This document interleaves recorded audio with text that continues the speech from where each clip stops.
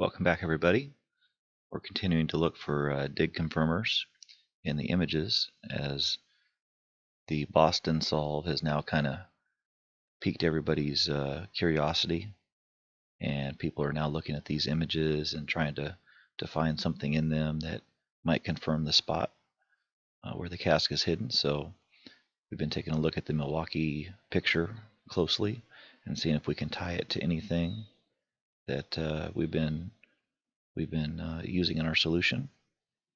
Just real quick, we'll go take a look. This is where I believe the casque is hidden.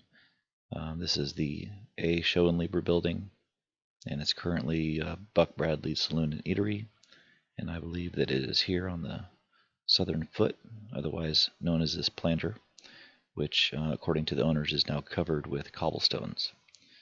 And so we're taking a look at the history of this building.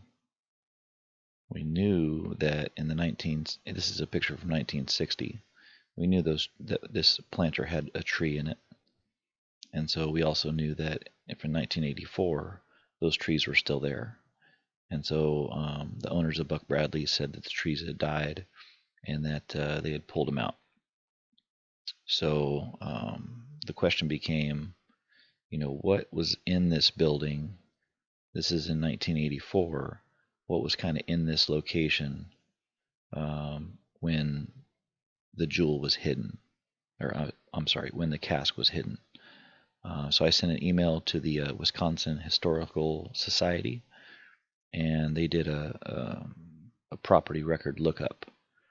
And what was really interesting about this, so 1019 is actually the address of Buck Bradley's, and they were looking at basically 1981, 1982, and 1983.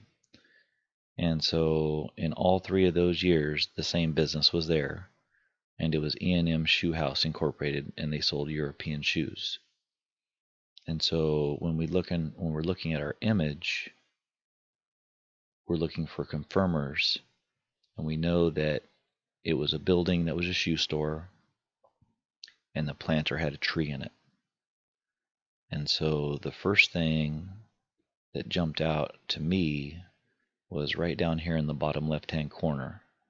Now this outline, I know people have said that they think it looks like the edge of the lake, which it very may well be, but it also looks exactly like a shoe.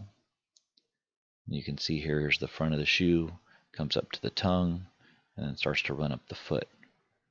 And so that right there could be a clue that the shoe building or the shoe business was in that building at the time, and that was you kind of knew you were in the right spot. And then with a tree being in the planter, this section of her cloak coming off is obviously a tree. When you turn it sideways, it definitely looks that way. And the unfortunate thing is we will never be able to compare what the tree looked like in that planter, to see if it, did it have a flare at the bottom. And, obviously the scale may be a little bit off, but it could have been the same exact tree. And we'll just never know. We'll never know that. But there is a tree in this picture, and if that is the marker for the dig location, I think it adds a lot of weight to this spot, because this was a shoe store and there was a tree in the planter. And so I think that's really interesting. Something else I kind of wanted to talk about, which it's a bit of a coincidence, but maybe not, just because I'm not familiar with Milwaukee and the local sort of history of things. But this street used to be called 3rd Street, and in the image, if you take a look at her hand, right here, this could definitely be the outline of a 3.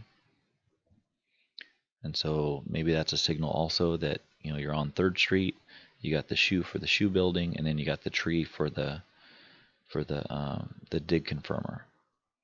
But what's interesting is that after The Secret came out, the city of Milwaukee ended up changing the name of this street because it is a historical street with a lot of landmarks. They changed it to Old World 3rd Street. And in the book, the fairy folk basically came from their homeland was in the Old World before they went to the New World, to America.